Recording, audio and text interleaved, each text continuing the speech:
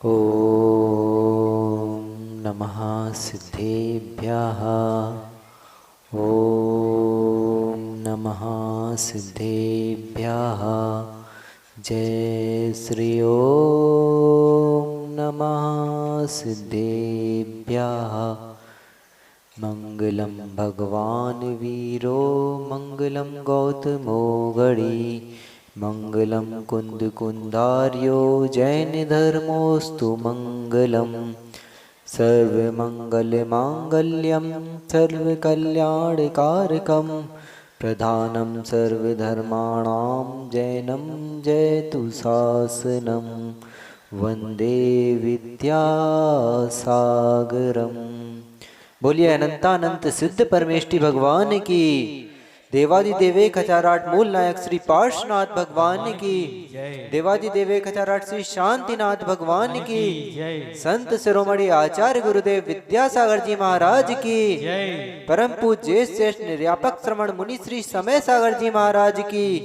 परम पूज्य प्रशस्त सागर जी, मल्ली सागर जी, आनंद सागर जी आदि त्रिन्यू नवकोटि मुनि राजों की। पूज मुनि 108 निराश्रव सागर जी महामुनि राज की। बंडा नगर में आचार्य गुरुवर के आशीर्वाद से पाषाण का शांतिनाथ भगवान का भव्य जिनालय बन रहा है। और क्या हो रहा है? शांति नगर में तो शांतिनाथ भगवान का भव्य जिनालय बन रहा है। साथ ही साथ बंडा के जो भव्य जीव हैं, श्रावक श्राविकाएं हैं, वो पूज्य बड़े महाराज जी की वाणी सुन के, उनकी चर्या देख के, पूज्य संघ की चर्या देख के, उनकी वाणी सुन के, पूज्य प्रशस्त सागर महाराज जी की वाणी सुन के अपने जीवन को उन्नत बनाने की ओर प्रयत्न पर है। और क्या कर रहे हैं? अपनी जो अंदर की विषय वासनाएं हैं, आप प्रतिक्षण उसको कम करते चले जा रहे हैं। और आप क्या देख रहे हैं? मंदिर बन जाएगा हजारों हजारों सालों के लिए। हजारों साल बाद भी कोई आएगा तो कहेगा कि ये देखो बंडा नगर में इतना भव्य जिनालय बना है, किसकी प्रेरणा से बना है? पूज हजारों साल पहले एक संत हुए थे, आचार्य गुरुवर विद्यासागर महाराज। उनका नाम लेके वो कहेंगे कि हाँ, इस जिनालय को देख के आज मुझे सम्यक दर्शन प्राप्त हो रहा है, आज मेरा श्रद्धान मजबूत हो रहा है। और बंडा नगर के जो लोग भव्य लोग इस चतुर्मास में अपना आत्म कल्याण करने के इच्छुक हैं, वे पूज्य संघ की चर्या करवा के और पूज्य बड़े महाराज जी के अमृतमय वचन सुन के दवाई रूप में, जैसे दवाई कैसी होती है, औषधि कितनी होती है? थोड़ी सी। आपका इतना बड़ा रोग है लेकिन औषधि खूब सारी नहीं खाना, थोड़ी सी खाना है। आपने एक औषधि खाई, आपका उपचार हो गया। इसी प्रकार पूज्य संतों का समागम हुआ है, संतों का सानिध्य प्राप्त करके थोड़े ही समय में आप अपने मन को इस कदर परिवर्तित कर देंगे, अपने जीवन को, अपने क्रियाकलापों को ऐसा व्यवस्थित कर देंगे कि आपका जीवन उन्नत बन जाएगा। और आपका जीवन इतना उन्नत बन जाएगा कि आप स्वयं ही नहीं पहचान पाएंगे कि ये मैं ही हूँ। मैं वो हूँ क्या जो सुबह 8 बजे उठता था, उठाने पे भी घर वाले बहुत परेशान होते थे, चिल्ला चिल्ला के परेशान हो जाते थे।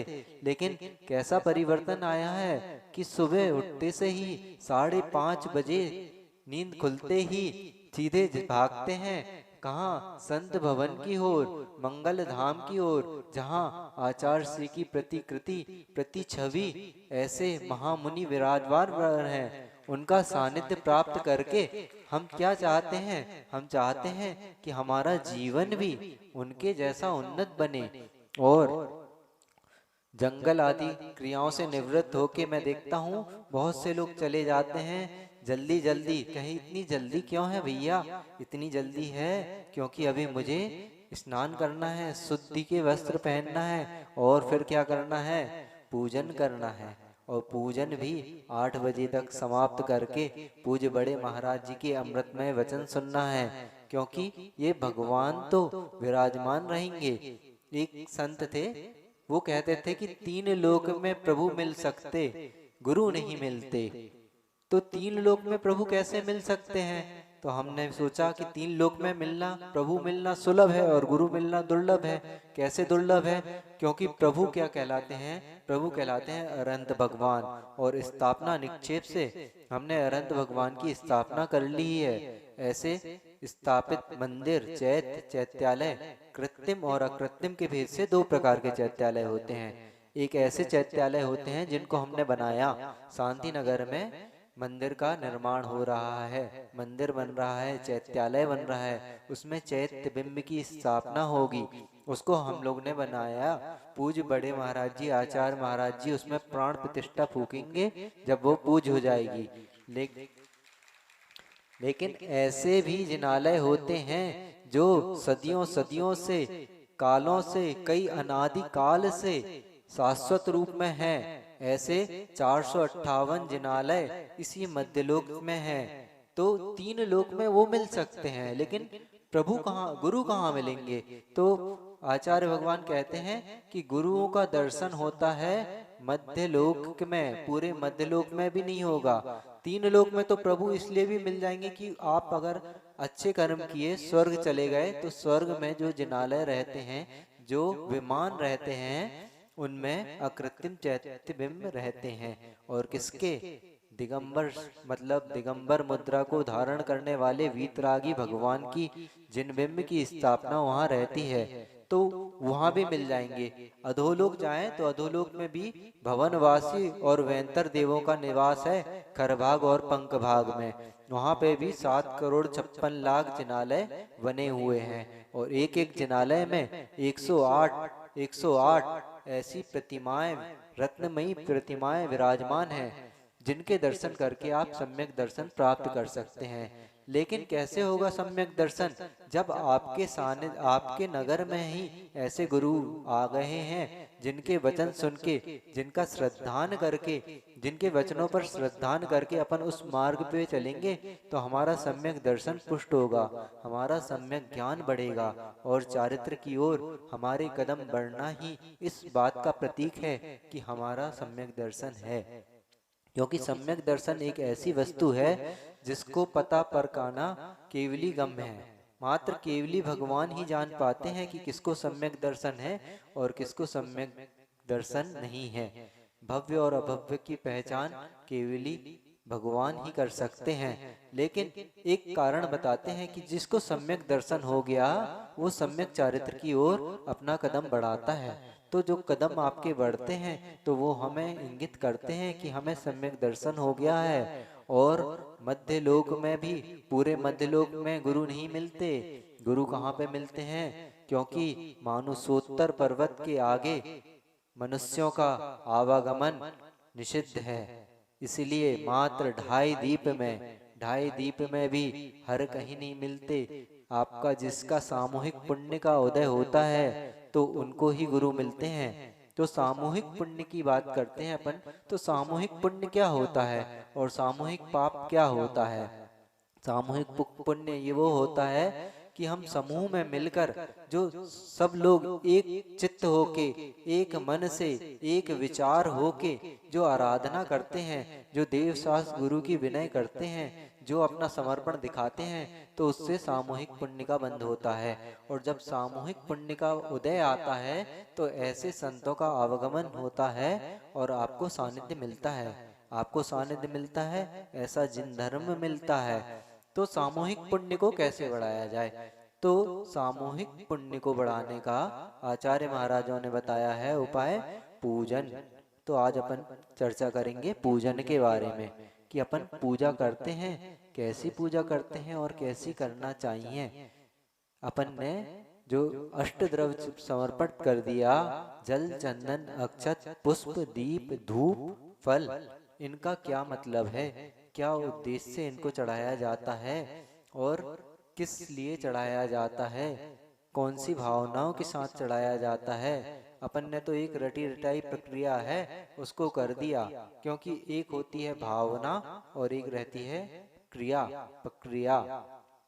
प्रत्येक चीज की एक अलग अलग क्रिया रहती है। तो पूजन की भी एक प्रक्रिया है उस प्रक्रिया को हम समझेंगे कि क्या प्रक्रिया है, किस प्रक्रिया से हमें पूजन करना है, और पूजन के साथ साथ भावना अपने को कैसी रखना है।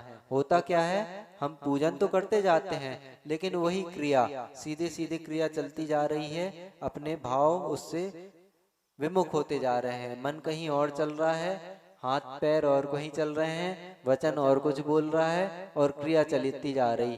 तो आचार्य महाराज कहते हैं कि आकर्णी तोपी मही तोपी निरीक्षि तोपी नूनम न चेतसी विद्रदोषी विद्रदोषी भक्त्या जातोस्मि तेन जन बांधव बांधव दुख पात्रम यस्मात् क्रिया प्रतिफलंति न भाव शून्या।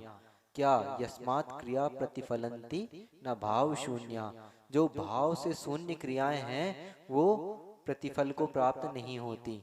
तो हमारी क्रिया कैसी हो रही है, हमें देखना है कि हमारा मन कैसा हो रहा है, हम पूजन किस भाव से करते हैं और हमारे संस्कार कैसे बढ़ते जा रहे हैं। हमारे संस्कार अच्छे रहेंगे तो हमारी क्रियाएं अच्छी होंगी, और हमारे संस्कार अगर विपरीत रहेंगे तो हमारी क्रियाएं भी, हम अच्छा चाहते हुए भी बुरा हो जाता है। कई बार ऐसा होता है कि हम चाहते तो अच्छा है लेकिन बुरा हो जाता है। कैसे, कहाँ होता है वो भी बताएंगे। और कई बार ऐसा होता है कि हम बुरा सोच रहे हो, बुरा, लेकिन फिर भी बुरा नहीं कर पाते। क्यों नहीं कर पाते कि ऐसे संतों के सानिध्य में आ जाते हैं हम। मान लो हमारा कोई बहुत बैरी आ गया मंदिर में, लेकिन हम पूजा कर रहे थे, तो हम, हमारे संस्कार थे कि उसको देखते ही से हम क्रुद्ध हो जाएंगे, हम क्रोधित करने लगेंगे। लेकिन जब हमने भावना के साथ यस्मात् क्रिया प्रतिफलंती ना भाव शून्य के साथ नहीं, क्रिया प्रतिफलंती भाव सहिता भाव के साथ क्रिया कर रहे थे, जब हम ऐसे देवादि देव भगवान के सामने बैठे थे कि आचार्य महाराज कहते हैं कि मृग मृगेंद्र मिल बैठते देख दया का वास। तो जहाँ मृग और मृगेंद्र भी बैठ जाते हैं, सिंह और सियार दोनों एक साथ खेलते हैं, गाय और शेर एक साथ पानी पीते हैं, जब ऐसी जगह में जब वो गाय और शेर अपनी क्रूरता त्याग सकते हैं तो मैं क्यों नहीं त्याग सकता हूँ। तो हमारे संस्कारों के कारण हमें करना तो उसके साथ बुरा था, लेकिन हमने बुरा नहीं कर पाए। हमने और उसको कहा भैया आइए आइए आप भी पूजन कर लीजिए साथ में। उनने कुछ हमसे बुरा भी कहा तो भी हमने अपनी क्या की, बुराई नहीं की। हमने उनको अपना कर्म समझ के उनको भले के लिए कहा। तो ये क्या कहला गया कि क्षेत्र का प्रभाव ऐसा पड़ा कि बुरा चाहते हुए भी हम बुरा नहीं कर पाए, और संस्कारों का ऐसा प्रभाव पड़ता है, क्षेत्र का ऐसा प्रभाव पड़ता है कि हम अच्छा करना चाहते हैं लेकिन अच्छा नहीं कर पाते। ऐसा कहाँ नहीं कर पाते, ऐसा नरकों में नहीं कर पाते। नरक में क्या होता है, हम देखते हैं कि वो देखो वो हमारी माँ आ रही हैं, चलो मेरे को इतना कष्ट है, आज माँ से मिलूंगा, बोलूंगा, बैठूंगा, कुछ सेवा ससुरा होगी तो वो करूंगा, बताऊंगा कि इतना कष्ट है, बोलूंगा, दो शब्द बोलूंगा कि तुम्हें कोई कष्ट तो नहीं, तुम्हारे कष्टों को दूर करूंगा। लेकिन क्या होता है, जैसे ही वो पास आई तो अपना संस्कार, पुराना संस्कार फिर कायम आ गया कि अरे ये वही थी जो मेरी काले काले से कोई सिलाई लेके मेरी आंखें फोड़ना चाह रही थी। ओहो, और क्या हो गया, उनको मारना पीटना, वही मार काट चालू हो गई। तो हमारे संस्कारों को हमें इतना उज्जवल बनाना है, हमारे संस्कारों को इतना दृढ़ संस्कार अपने अंदर डालना है कि हम किसी का बुरा ना करें, हम किसी का बुरा ना सोचें, हम किसी से बुरा ना कहें। इस प्रकार का हमारा संस्कार डालना है। तो वो संस्कार आता है पूजन के माध्यम से। तो पूजा क्या होती है, पूजा का शाब्दिक अर्थ भी है। पूजा का शाब्दिक अर्थ क्या है, पू धातु से बना है, और पू धातु का आती है पवित्र करने के उद्देश्य से। पुनाति आत्मनम इति पुण्यम, जो आत्मा को पवित्र करे उसको पुण्य कहते हैं। तो जो पुण्य को देती है और पवित्रता कैसे आएगी? शरीर की पवित्रता और मन की पवित्रता, दो प्रकार की पवित्रताएं होती हैं। तो शरीर की पवित्रता तो हमने कर ली, हमने नहा लिया, धो लिया, अच्छे से अपना शरीर का संस्कार कर लिया और शुद्ध वस्त्र पहन लिए हथकरघा के। हथकरघा के ही वस्त्र शुद्ध होते हैं बंधुओं। आप जो पहनते हैं उसमें जो धागे का इस्तेमाल होता है वो धागा कहलाता है मटन टैरो। कभी भी पता कर लेना, नेट पे देख लेना, कंपनियों से आईटी की तरह जानकारी ले लेना कि कपड़ा कैसे बनता है। कपड़ा बनता है मटन टैरो धागों से। इसलिए मटन टैरो धागा से जो पहन के आपने शुद्धि रखी तो वो शुद्धि उतनी नहीं रहेगी। इसलिए हथकरघा के वस्त्रों को पहन लिया, शुद्ध धोती दुपट्टा पहन लिए, हाथ में द्रव्य ले ली, तो ये सब तो क्या हो गई? बाहरी शुद्धि हो गई आपकी। बाहरी शुद्धि भी बहुत जरूरी है। भीतरी शुद्धि का कारण बाहरी शुद्धि भी है। आप सोचो कि हम बाहर से शुद्ध भला ही ना हो, भीतरी से शुद्ध रहे। हम भीतर भीतर से शुद्ध हैं तो ऐसा नहीं होता। पहले बाहरी शुद्धि होगी और बाहरी शुद्धि ही आपकी 50% हो गई, उसको संपूर्ण मानना भी बहुत बड़ी अज्ञानता है। बाहरी शुद्धि के साथ साथ हमें भीतरी शुद्धि की ओर ध्यान देना है। हमारे मन की शुद्धि, हमारे वचन की शुद्धि, हमारे मन में कोई अपवित्र भावना ना रहे। तो पू धातु बताती है कि हमें पवित्र होना है। और एक अर्थ और है उसका। उसका अर्थ क्या है? मांजने के अर्थ में, कि मांजना है अपने को। मांजते हैं, क्या मानते हैं अपन? बर्तन मांजते हैं। बर्तन मांज के चमका लेते हैं, लेकिन बाहरी बाहरी नहीं मांजना, भीतरी भी मांजना है। एक बार क्या हुआ, एक बहू थी, नई नई बहू आई थी और सास ने कहा कि बेटी इसमें दही जमा देना, इस बर्तन को अच्छे से मांज लेना और दही जमा देना। ठीक है, बेटी पढ़ी लिखी थी, अच्छे से बर्तन को मांजा, बहुत अच्छे से। माँ तो 5 मिनट मांजती है, उसने 10 मिनट मांजा और फिर देखा दही कैसे जमाते हैं।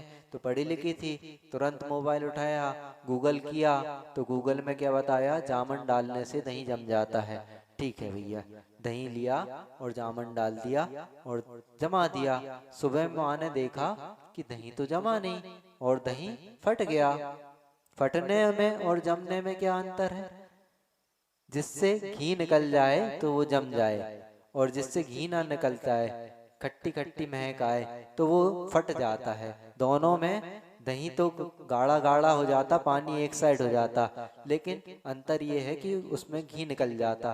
तो माँ ने देखा कि ये फट कैसे गया? बेटी ये दही जमा दिया था, हाँ जामन डाल दिया था, फिर ये फट कैसे गया? देखा तो बर्तन बर्तन मांज दिया था, हांडी मांज दी थी बहुत अच्छे से, चमका के मांज दी थी। देखी कि हाँ अच्छी चमक रही है, लेकिन जैसे ही अंदर देखा तो क्या किया? अंदर से हाथ डाल के नहीं मांजा था, तो इसलिए दही फट गया। तो ऐसे ही हमने बाहरी बाहरी का मार्जिन तो अपना कर लिया, लेकिन भीतरी का मार्जिन नहीं किया। कितना अच्छा होता कि एक खिड़की होती है अंदर से, उसमें से अपन अब हाथ डाल लेते और अंदर जितने अपने विकार हैं उसको मांज देते, है ना? लेकिन इतनी आसान नहीं है और इतना कठिन भी नहीं है। क्यों कठिन नहीं है? तो आचार्य महाराज कहते हैं कि भगवान की समीपता को प्राप्त हो, भगवान के समीप जाओ, उनके गुणानुवाद करो, उनके जैसे बनने की भावना करो, उनके पास जाना, उनके गुणानुवाद करने से अपना मन, अपना चित्त, अपना शरीर भी पवित्र होता है, अपने चित्त की निर्मलता आती है। तो भीतरी शुद्धि की बात है, तो भीतरी शुद्धि कैसे होगी? भगवान की सामीप्यता से प्राप्त हो जाएगी, उनके गुण कीर्तन से भीतरी शुद्धि हो जाएगी। और एक और अर्थ आता है पू धातु का, फटकारना।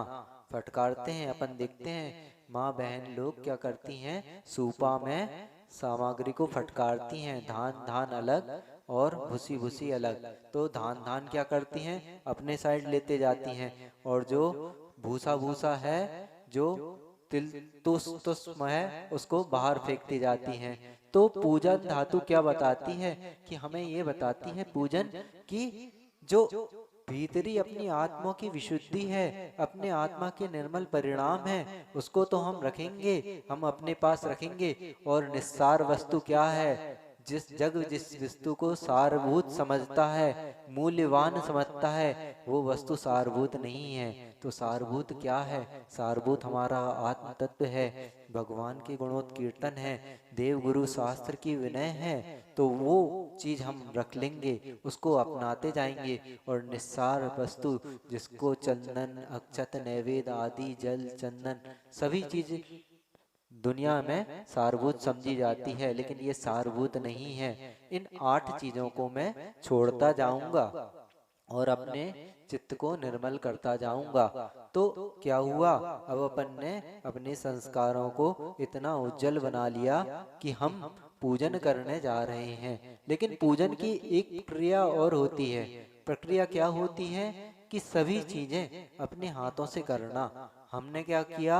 एक पुजारी लगा लिया कि चलो हमारा टाइम बच जाएगा, कि पुजारी आए, पुजारी हमें द्रव्य लगा के दे देगा। लेकिन बंधुओं, कभी एक बार आपने कम से कम हफ्ते में एक बार तो ऐसा करना कि हम खुद अपने हाथों से अच्छी अच्छी द्रव्य सजा के लाएंगे और भगवान के उज्जवल भावों से पूजन करेंगे। भगवान के उज्जवल भावों से पूजन का क्या फल है, ये भी बहुत महत्वपूर्ण है। मैं देखता हूँ, जब मैं संघ में आया था तो 3-4 ब्रह्मचारी थे, और फिर उसके 1 साल बाद करीब 8-10 ब्रह्मचारी भैया लोग हो गए। तो उन भैया लोगों को मैं देखता था, उसमें शायद मैं भी शामिल था, कि इतने अच्छे से चावल लेके आते थे, अच्छी अच्छी बड़ी बड़ी द्रव्य लेके आते थे, बड़ी बादाम चढ़ाते थे, किशमिश चढ़ाते थे, आदि सभी ड्राई फ्रूट्स कपूर से कोटेड करके चढ़ाते थे ताकि चींटी ना हो। और घी का दीपक जलाते थे और बहुत भावों से पूजन करते थे, बहुत भावों से थाली सजाते थे, स्वयं अपने हाथों से द्रव्य धोके मंदिर जाके अभिषेक करके पूजन करते थे।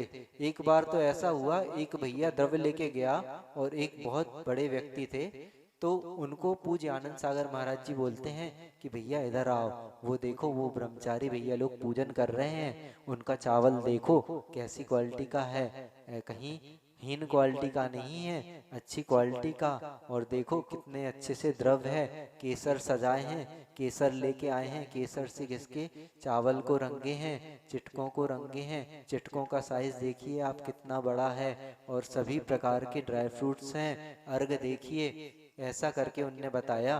तो वो जो बहुत बड़े व्यक्ति थे, बहुत दान देते थे, उनने भी हाथ जोड़ा कि हाँ महाराज जी, ऐसा देख के तो मेरे भी भाव आ रहे हैं कि अब से मैं ऐसी पूजा करूंगा। और उस पूजन का फल ये हुआ कि उन 10 ब्रह्मचारियों की ललितपुर में मुनि जैनेश्वरी दीक्षा हो गई, और अब पूरा जग उनकी पूजन करने के लिए ललायत है। तो भगवान की पूजन का ये फल है कि उनने जो भावों से पूजा करी, तो आज उनकी पूजा होने लगी। लेकिन वो पूजा को चाहने वाले नहीं हैं, वो भगवान के आत्म गुणों को प्राप्त करने के लिए और ललायत हैं। जैसे आचार्य भगवान के गुण हैं, वैसे गुणों को प्राप्त करने के लिए ललायत हैं। तो अपन एक दिन ऐसा करें कि अपने हाथों से अपनी द्रव्य लेके जाएं और स्वयं अपने हाथों से धोएं। कोई हमसे बुरा कहे, किसी को हम तिरस्कार ना करें, किसी के तिरस्कार के भाव ना लाएं, किसी से विषमवाद ना करें। एक आता ना, विषमवादः पंच सधर्मी विषमवादः पंच, सधर्मी से विषमवाद करना भी आपके व्रतों में दोष लगा देता है। तो हम पूजा का हमें पूरा 100% रिजल्ट चाहिए। हम जो क्रिया कर रहे हैं, क्रिया भावों के साथ करें तो वो हमें 100% रिजल्ट देती है। तो हम अपने हाथों से द्रव्य लाएं और शुद्धि से उसको स्वयं धोएं, स्वयं कुएं से पानी लेके गर्म करके, या फिर पानी की व्यवस्था हो तो धोएं और अभिषेक करें। पूजन के साथ साथ अभिषेक, इस अभिषेक का भी एक विशेष महत्व है, विशेष विज्ञान है। किस प्रकार का विज्ञान है उसको भी हम समझेंगे, और पूजन के द्रव्यों के बारे में भी समझेंगे, और पूजन के बारे में भी समझेंगे। तो आचार्य महाराज बोलते हैं कि हम पूजन करें तो पूजन के 6 अंग होते हैं। क्या कौन से अंग होते हैं? कि पहला अंग होता है प्रस्तावना। प्रस्तावना में क्या करते हैं, प्रस्तावना में अभिषेक की जो प्रारंभ की तैयारी है वो कहलाती है प्रस्तावना। फिर कहलाता है पुराकर्म। पुराकर्म क्या कहलाता है, क्षेत्र की शुद्धि करना पुराकर्म है। हम क्षेत्र की शुद्धि की ओर भी ध्यान रखें। कई बार ऐसा होता है कि भगवान का अभिषेक करते हैं, भगवान की वेदी तो बनी है, वेदी के ऊपर 2 मंजिल 3 मंजिल के मंदिर बनते हैं, तो वेदी के ऊपर वेदी है, उसके ऊपर और वेदी है, उसके ऊपर शिखर है, गुंबद है, तो वेदी तो ठीक है, लेकिन वेदी पे हम अभिषेक नहीं करते। अभिषेक कहाँ करते हैं, थोड़े से भगवान को आगे लाके, आगे विराजमान करके।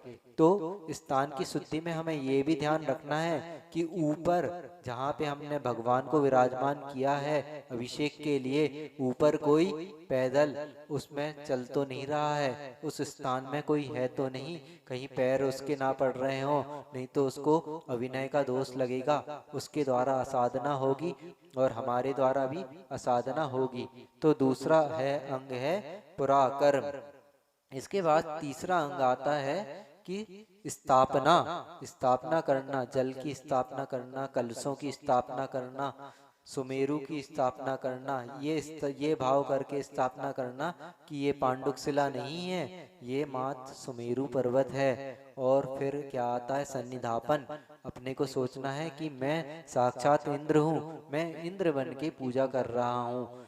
क्योंकि आप देखें कि पूजा का हक किसको है, इंद्र को है। क्योंकि जो स्वर्गों में इंद्र रहते हैं, तो इंद्र देव स्वयं जाके पूजन करता है, भगवान का अभिषेक करता है। कभी कभी हमारे मन में विचार आता है कि अभिषेक की प्रक्रिया पुरानी है या अर्वाचीन है, प्राचीन है कि अर्वाचीन है। तो कुछ लोगों का मत है कि पूजन की प्रक्रिया अर्वाचीन है, अभी देखा देखी में ये चालू हो गई, हिंदुओं को देख के या फिर और कोई के दूसरे लोगों को देख के पूजन की प्रक्रिया चालू हो गई, अभिषेक की प्रक्रिया चालू हो गई।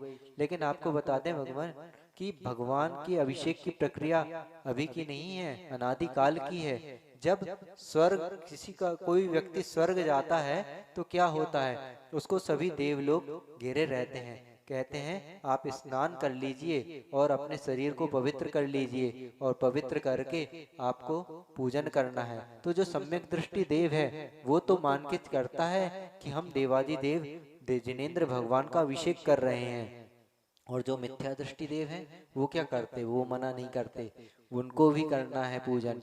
वो क्या करते हैं, वो कुल देवता मान के अभिषेक करते हैं और पूजन करते हैं। तो पूजन की प्रक्रिया अनादि काल से, कई कालों से चली आ रही है। पंचम काल में, चतुर्थ काल में भी देखें कि जब भरत चक्रवर्ती को चक्र रत्न की उत्पत्ति हुई, तो उसी समय एक और समाचार आया कि आपको पुत्र रत्न की भी उत्पत्ति हुई है। तभी समाचार एक और आया कि आदिनाथ भगवान को केवल ज्ञान की उत्पत्ति हुई है। तो भरत चक्रवर्ती ने 2 सूचनाओं को तो अनसुना कर दिया और केवल ज्ञान की पूजा के लिए स्वयं खड़ा हुआ, 7 कदम चल के परोक्ष नमस्कार किया और सबसे कहा कि गाजे बाजे के साथ हमें जिनेंद्र भगवान की केवल ज्ञान की पूजा करने के लिए चलना है। तो भगवान की पूजन जब से चली आ रही है, कोई नई नहीं है, अनादिकाल से चली आ रही है। तो वही पूजन हमें भी करना है। किस भावना से करना है, भावना की बात चल रही थी।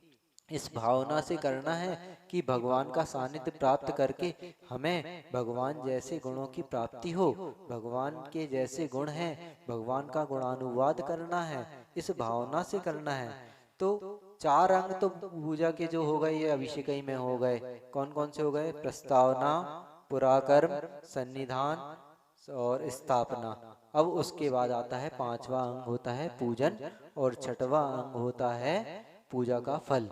और कोई कोई अलग अलग भी मानते हैं, कोई लोग 5 अंग मानते हैं। तो स्थापना, सन्निधापन, आवाहन, स्थापन, सन्निधापन, पूजन और विसर्जन, ये 5 अंग मानते हैं। और कोई 6 मानते हैं, तो उसको अभिषेक को एक समग्र में लेके चलते हैं। तो अभिषेक की प्रक्रिया भी हमें करना है, भगवान के सिर पे कलश को ढालना है, इस भावना से डालना है कि हमारे कर्मों को, जो हम प्रतिक्षण कर्म करते जा रहे हैं, अब हमारे वो कर्म कम हो, कब गलित हो भगवान, कब आपके जैसी पवित्रता हम प्राप्त कर सकें। हमारा जीवन कितना तितिर बितिर है, मंदिर में कुछ और घर में कुछ। हम क्या करते हैं, मंदिर में सही क्रियाएं भी नहीं कर पाते। पहले क्या होता था कि जब हम घर में थे उस समय एक कार्यक्रम करते थे आईना, और उस कार्यक्रम में हमेशा लड़ाई हो जाती थी, और इतनी लड़ाई हो जाती थी कि लट्ठ चलने तक की नौबत आ जाती थी। तो उस कार्यक्रम को क्या करते थे कि हम लोग बताते थे कि देखो ये महाशय जी आ रहे हैं मंदिर के लिए, साथ में क्या है, थैला ले लिया है, मंदिर तो बहाना है, साथ में चप्पल वो सब्जियां भी लेना है, और गपशप करते आ रहे हैं, भगवान की ओर ध्यान ही नहीं है। ओह मंदिर आ गया, अब ये देखो ये चप्पल कहाँ उतार रहे हैं, कि चप्पल ऐसी जगह उतार रहे हैं कि भगवान जी देखते रहे हमारी चप्पल, कहीं कोई ले ना जाए। एक चप्पल इस सीढ़ी पे, एक चप्पल इस सीढ़ी पे। उसके बाद देखो सज्जन जी पैर धोना ही भूल गए, और पैर धोए तो उनने सामने सामने धो लिया, और एड़ी में कीचड़ विद्यमान है। और अब भगवान के आगे जो संस्कार बच्चे थे तो पुंज लेके थोड़ा सा दो चार दाने चढ़ा दिए, और भगवान की ओर ध्यान ही नहीं है, इधर उधर ध्यान है। और फिर अब क्या हो रहा है, गंधोदक स्नान हो रहा है, गंधोदक लगा रहे हैं अपने हर अंगों में, गंधोदक का स्नान कर रहे हैं। तो होता क्या था कि बहुत से लोग कहते थे कि क्या है तुम हमारी नकल कर रहे, और लड़ाई हो जाती थी। तो फिर बार बार उसको बोला कि भैया किसी की नकल नहीं है, किसी की नकल नहीं है, केवल आपको सही मंदिर आने की विधि और सही पूजन की विधि दर्शाने के लिए ये कार्यक्रम किया जा रहा है। लेकिन मानने वाले तो हैं नहीं लोग बाग, लेकिन हो ही जाती थी लड़ाई। फिर ऐसा हुआ कि एक दो साल वो आईना कार्यक्रम कराया और उसको बंद करना पड़ा। क्यों? क्योंकि हमारे अंदर इतनी कालुस्ता आ गई है कि हम सोचते हैं कि जी हमारी नकल कर रहा है, लेकिन हमारी नकल नहीं कर रहे, आपको बता रहे कि सही विधि क्या है। आप आइए शुद्ध होके पैर धोइए अच्छे से, और भगवान की देवादिदेव जिनेंद्र भगवान की पूजन कीजिए। पूजा को आचार्य महाराज ने, समंत भद्राचार्य हुए हैं एक, वो रत्नकरण श्रावकाचार में पूजन को लिखते हैं, अतिथि नाम, अतिथि संविभाग जो व्रत है उसको दान के अंतर्गत ले लेते हैं। अतिथि संविभाग को, पूजन को कहते हैं देवादिदेव चरणे परिचरणम सर्व दुख निहरणम काम दुही कामदाहिनी परिचुनियात दाद्रते नित्यम। देवादिदेव भगवान की पूजन कैसी है, काम दुही और कामदाहिनी, दो दो विशेषण, दोनों विपरीत और एक साथ, काम को देने वाली और काम को नाश करने वाली। ये कैसे हो गया? ये ऐसा ही है, जिनेंद्र भगवान की पूजन का प्रताप ऐसा ही है कि वो काम अर्थात आपको शरीर पुण्य, पुण्य क्या करता है, आपको शरीर संसार के सारे वैभव दे सकता है। तो वो आपको देगा, लेकिन आप चाहो नहीं, आप चाहेंगे तो नहीं मिलेगा, चाहने से कोई चीज नहीं मिलती। अच्छा, पूज्य बड़े महाराज जी बार बार निदान के बारे में बोलते हैं ना, निदान बंद, निदान बंद। क्या है निदान बंद? निदान बंद ये है कि मान लो आपकी कोई दुकान है और आपके पास कोई व्यक्ति आया और उसने कहा भैया 5,000 रुपये रख लो, हमें कोई वस्तु की जरूरत होगी तो ले लेंगे। आपने कहा ठीक है। फिर आया, फिर कहा भैया 10,000 और रख लो, ठीक है भैया। फिर आया, फिर 5,000 और दे गया। कितने हो गए? आप लोगों को हिसाब किताब तो बहुत जल्दी आ जाता है, तो कितने हो गए? 20,000। फिर अचानक वो एक दिन आपकी दुकान के सामने से निकला और उसको एक कोई चीज पसंद आ गई, और वो कहने लगा कि ये चीज तो हमें दे दो भैया, हमारे पैसे जितने जमा हैं तो आप हमें वो हमारे पैसे पूरे हो गए, आप हमें ये दे दो। और वो वस्तु कितने की थी? 5,000 की थी। तो आप क्या करोगे? खुशी खुशी दे दोगे, हाँ भैया ले जाओ ले जाओ, बहुत अच्छा। और ये वस्तु के साथ एक चीज और ले लो, खूब अच्छे से उसको चाय भी पिलाएंगे, नाश्ता भी कराएंगे, और खूब अच्छे से उसको और एक्स्ट्रा दे देंगे कि चलो अपना तो 15,000 बच गए। तो ये कहलाता है निदान बंद। आपने, आपके पास जितना था उसके बारे में आपको सोचना ही नहीं है, आप तो बस अपने कर्तव्य करते चलें। और कोई व्यक्ति आके सीधे 1,00,000 की वस्तु मांग लेगा तो क्या करोगे? भगा दोगे, हे तुम्हारे पैसे ही नहीं है। इसलिए अपने को क्या करना है? अपने को भगवान से मांग नहीं करना है, मांगना है तो ऐसी चीज मांगना है, 1 लाख की चीज, 1 लाख की चीज नहीं, 1 क्लास की चीज। 1 क्लास की चीज क्या है? दुक्का कहो खम्मा कहो बोही लाहो सुगही मरणम समाही मरणम। हे भगवान, मेरे दुखों का क्षय हो, कर्मों का क्षय हो, सुगति में गमन हो, मेरा समाधि मरण हो, ऐसी भावना करना है। और इस भावना के साथ हम आते हैं निदान बंदी से रहित होके, तो पूजन का फल मिलता है। तो भगवान कहते हैं कि काम दुही और काम दाहिनी, काम को दहन करने वाली भगवान के चरणों की सामीप्यता का ये फल होता है कि हमारे मन में जो विकार हैं वो कम होते जाते हैं। काम का अर्थ इधर मात्र काम से नहीं, काम का अर्थ इधर क्रोध मान माया लोभ चारों कसाय से है, अनंतानुबंधी से है, अप्रत्यक्षानावरण से है, प्रत्यक्षानावरण से है, वेद से है, 9 कसाय से है, सबसे है। मतलब हमारे अंदर जो कालुस्ता भरी है, जो दुष्परिणाम भरे हैं, उसको नष्ट करने वाली क्या है? पूजा है। पूजा में 6 अंगों का पालन होता है। श्रावक के 6 कर्तव्य बताए हैं। कौन कौन से? देव पूजा, गुरु पास्ति, स्वाध्याय, संयम, तपः, दानम चेति च गृहस्थानाम, सत्कर्माणि दिने दिने। प्रतिदिन करना है इनको। को क्या करना है? देव पूजन और गुरुओं की उपासना, और क्या है? देव पूजा, गुरु उपासना, स्वाध्याय, संयम, तप और त्याग। ये 6 कार्य आपको रोज करना है। तो आचार्य भगवान कहते हैं कि आपने भावों के साथ पूजन कर ली तो आपके ये 6 कर्तव्य पल जाएंगे। कैसे पल जाएंगे? क्योंकि आप आए हैं देवादि देव भगवान के शरण में, समूह शरण मान के आए हैं कि हम समूह शरण में आए हैं, और हम समूह शरण में देवादि देव जिनेंद्र भगवान की वंदना कर रहे हैं, प्रतिमा की वंदना नहीं कर रहे हैं। हम साक्षात उसमें प्रतिमा मान के दर्शन कर रहे हैं, और ये मान के चल रहे हैं कि ये साक्षात भगवान है, सीधे भगवान के दर्शन कर रहे हैं। तो आपके देव पूजा हो गई पहली, और पूजन तो आप कर ही रहे हैं भावों के साथ, क्रिया फलंती, क्रिया के साथ, घातों के साथ साथ क्रिया भी कर रहे हैं, समुचित क्रिया कर रहे हैं। और दूसरा क्या हो गया? गुरु उपासती, गुरुओं का उपासना। आचार्य श्री की पूजन करते हैं, बहुत ठाट बाट से लेके अपन आते हैं, रोज द्रव्य लेके आते हैं। जिन भावों से अपन द्रव्य लेके आते हैं, वैसे ही भावों से और वैसे ही द्रव्य से जिनेंद्र भगवान की प्रतिदिन पूजा करें तो अपना जीवन कितना निर्मल हो जाएगा, नहीं? लेकिन अपन कर नहीं पाते। यहाँ पे क्या होता? प्रदर्शन हो जाता कि सबको दिखाना है, सब लोग देख रहे हैं। हालांकि वो भी एक तरह से अच्छा है, प्रभावना का अंग है, क्योंकि देखे देखे से ही व्यक्ति का रंग बदलता है। जब देखते हैं कि हाँ ये भी कर रहे हैं तो हम भी इससे और अच्छी द्रव्य लाएंगे, हम और अच्छी द्रव्य से करेंगे। तो ऐसे ही भावों से जब हम जिनेंद्र भगवान की भी पूजा करेंगे, खूब अच्छा अच्छा द्रव्य लाके, तो अपना गुरु पूजन और गुरु उपासना भी हो जाएगी, गुरु जी की उपासना भी होगी, क्योंकि आचार्य श्री की भी पूजन भी करेंगे। जो कम से कम व्रती हैं उनको तो कम से कम आचार्य श्री की पूजन, कोई रहे चाहे ना रहे, प्रतिदिन करना चाहिए। आचार्य श्री की पूजन आपके भी बंडा नगर के व्यक्ति ने लिखी है, कवि महोदय ने लिखी है, इतनी अच्छी पूजन लिखी है, तो कम से कम हम इतना तो कर सकते हैं कि एक पूजन आचार्य भगवान की भी करें प्रतिदिन। कम से कम आचार्य भगवान का स्मरण हो जाएगा, गुरु पास्ती हो जाएगा। और क्या होता है? स्वाध्याय।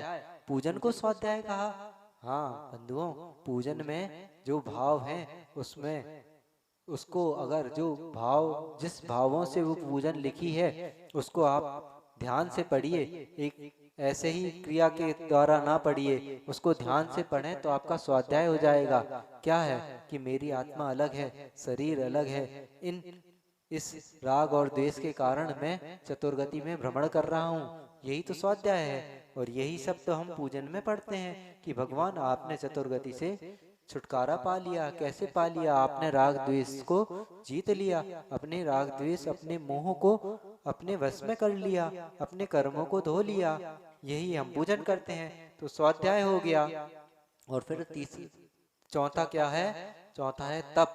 तप कैसे होता है? तप ये होता है कि हम गए हैं पूजन करने, खड़े होके पूजन कर रहे हैं और पंखा भी बंद है। अब क्या हो रहा है? आपकी पोल खोल रहे हैं, क्षमा करना। क्या है?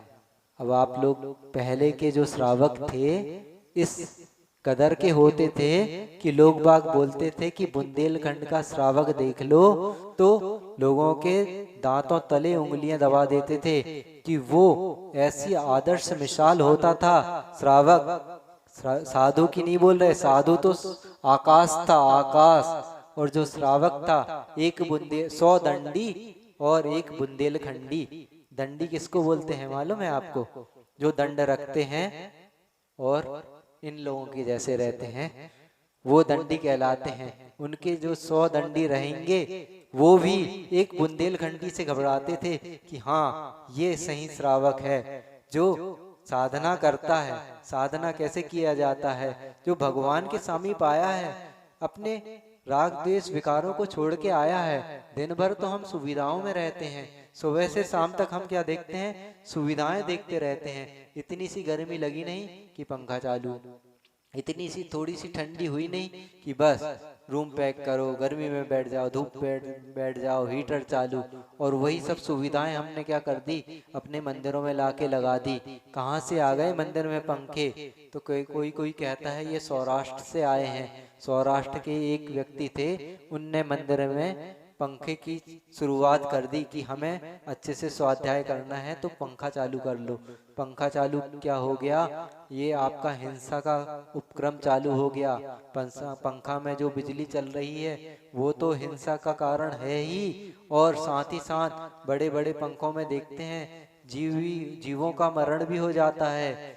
जो मच्छर है वो भी नहीं उड़ पा रहा है, बड़े बड़ी चिड़िया भी आके जख्मी हो जाती है। और आप सुविधाओं की ओर ध्यान दे रहे हैं तो आपका तप नहीं हो पाएगा, क्योंकि पूजा में तप को भी शामिल किया है।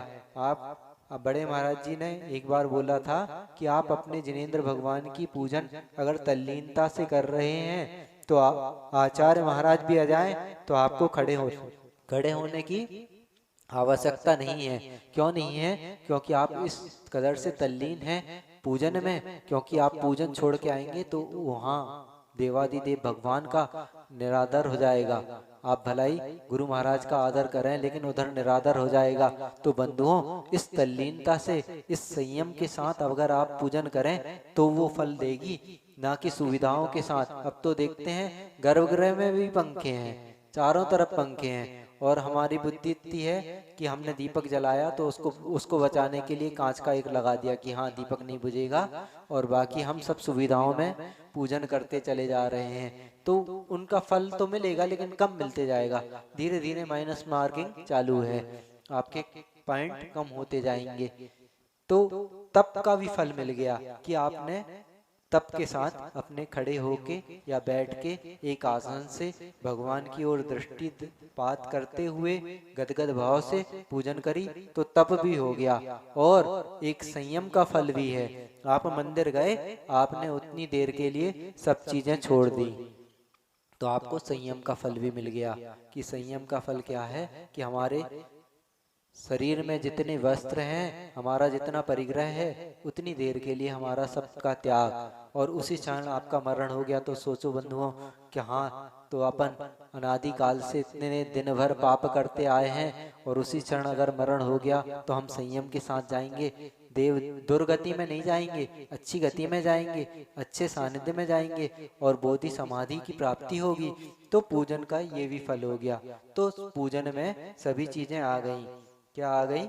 कि आपके 6 चीज आ गई। देव पूजा भी आ गई, गुरु उपासना भी आ गई, स्वाध्याय भी हो गया, संयम भी हो गया, तप भी हो गया, और त्याग तो आप कर ही रहे हैं। त्याग क्या कर रहे हैं? साथ साथ ये भावना भी कर रहे हैं कि मैं अपने मन के विकारों का त्याग कर रहा हूँ। ये निस्सार वस्तुओं को मैंने सार समझ के रखा है, इन सब का मैं त्याग कर रहा हूँ। पूजा 6 प्रकार की और होती है। नाम पूजा, स्थापना पूजा, द्रव्य, क्षेत्र, काल और भाव पूजा। ऐसी 6 प्रकार की पूजा होती है। नाम पूजा क्या होती है? नाम पूजा हमने भगवान के 1008 नामों को पढ़ के अर्घ्य चला दिया, या सामूहिक रूप से एक अर्घ्य चढ़ा दिया, तो वे हो गई नाम पूजा। क्षेत्र पूजा क्या हो गई? चंपापुर, मेष शिखर, पावापुर आदि क्षेत्रों से जहाँ से भगवान का निर्माण हुआ है, पंच कल्याणक हुए हैं, तो वो क्षेत्र पूजा हो गई। और द्रव्य पूजा क्या हो गई? और भाव पूजा क्या हो गई? द्रव्य और भाव अपन क्या सोचते हैं, अभी तक अपने मन में विचार क्या है कि जो लाल लाल जिनवाणी है उससे बिना चढ़ाए पढ़ लिया तो वो भाव पूजा हो गई, और चढ़ा के द्रव्य चढ़ा के कर लिया तो वो द्रव्य पूजा हो गई।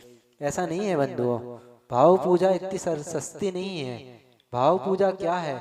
जब भगवान के गुणों को कीर्तन करते करते जब वो अपने भावों में बस जाए, जब जो अणुव्रत और महाव्रती रहता है, जो महाव्रती के पास कुछ नहीं है चढ़ाने के लिए, वो अपने हाथों को अंजलि बना के अपनी पिछी को हाथों से उठा के मुकलित मन से भगवान को निहार के जो भगवान का गुणोत्कीर्तन करता है, तो वो कहलाती है भाव पूजा, जो भगवान के जैसे बनने की प्रेरणा देती है। और भगवान के जैसे बनने की प्रेरणा अकेली नहीं देती, जो अणुव्रतों और महाव्रतों के साथ उनको धारण करता है, महाव्रतों को धारण करके भावों के साथ किया जाता है, वो भाव पूजा कहलाती है।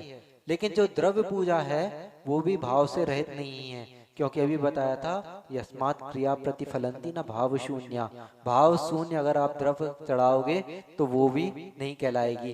तो द्रव्य और भाव तो कौन कौन सी हो गई?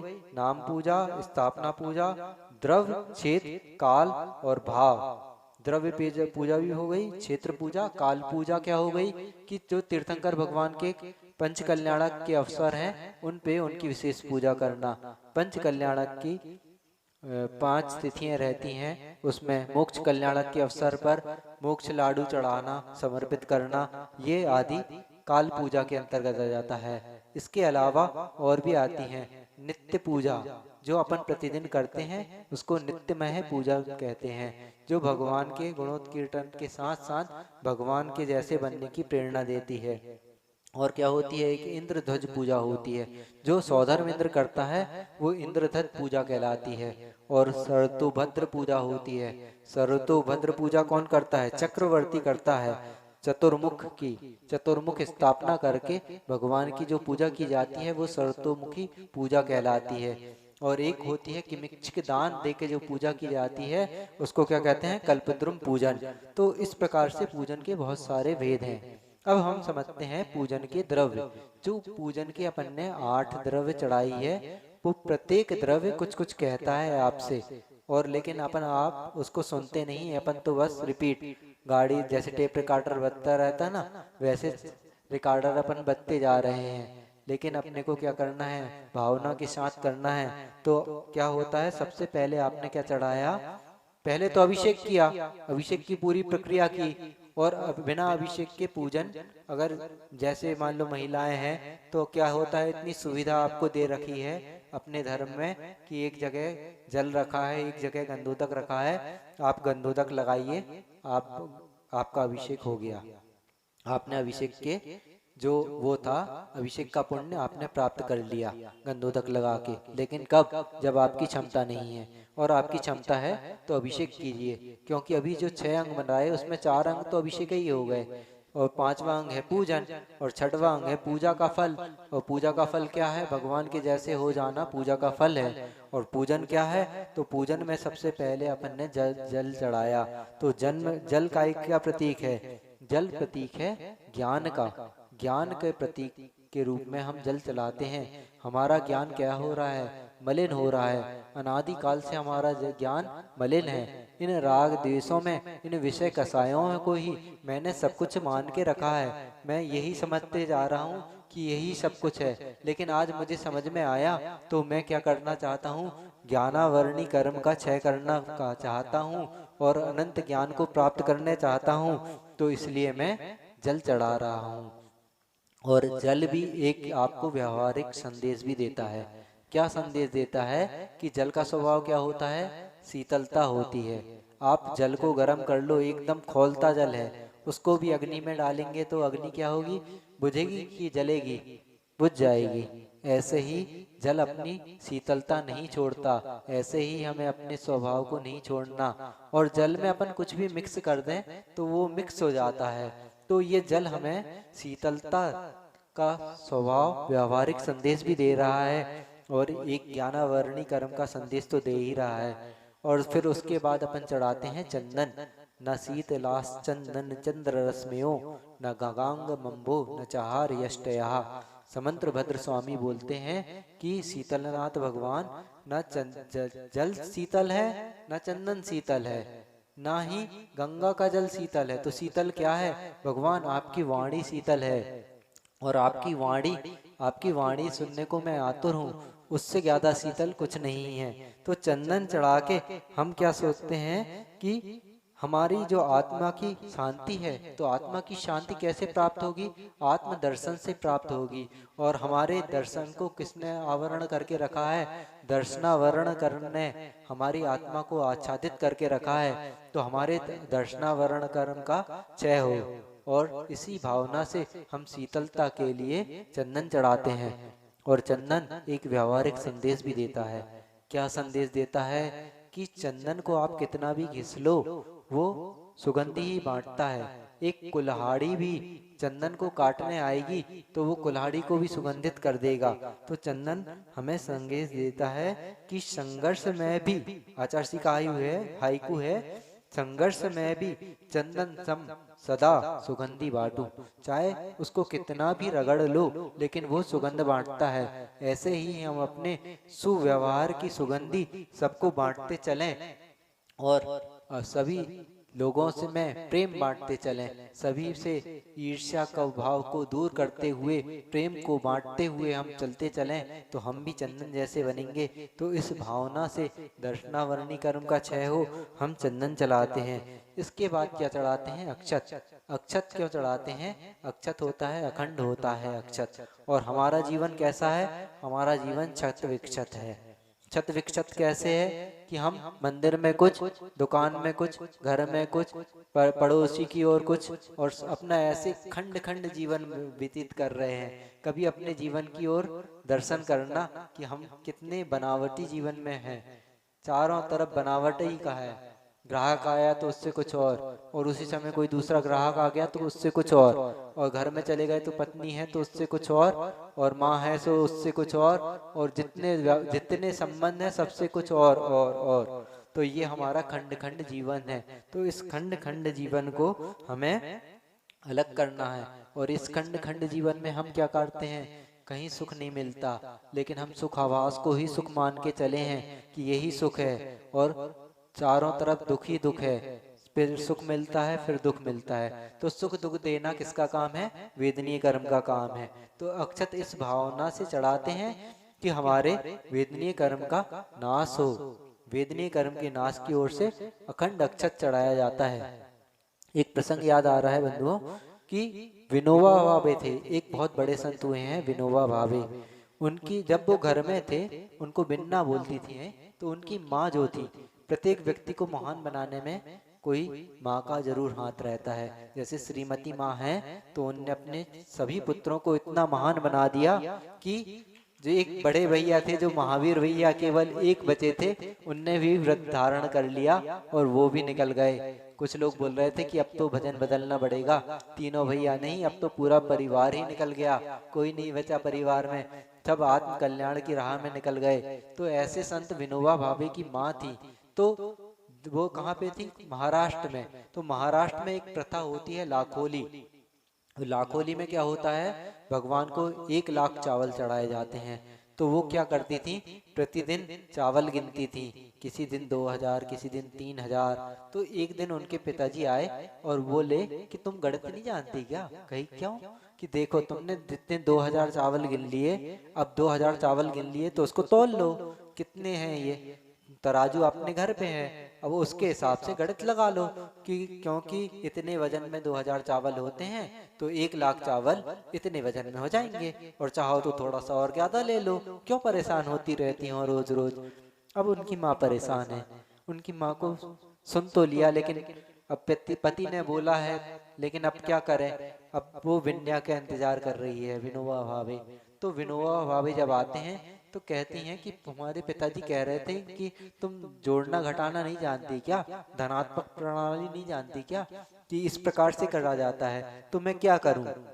तो विनोबा भावे जो घर गृहस्थ अवस्था में है, बिन्ना बोलते हैं उनको, तो वो बोलते हैं कि माँ, जो रोज रोज 1-1 चावल करके गिनती हैं, उनसे भगवान से आपका जो कांटेक्ट है वो डायरेक्ट होता है। तो ये गणित इधर फेल हो जाती है। एक एक चावल गुणात्मक रूप से आपको भगवान के समीप लेते जा रहा है। इसलिए जो आप जो कर रही हैं, एक एक चावल रोज चढ़ा रही हैं, 1 लाख चावल, ना एक कम ना एक दाना ज्यादा, तो वो आपको भगवान से जोड़ दे रहेगा।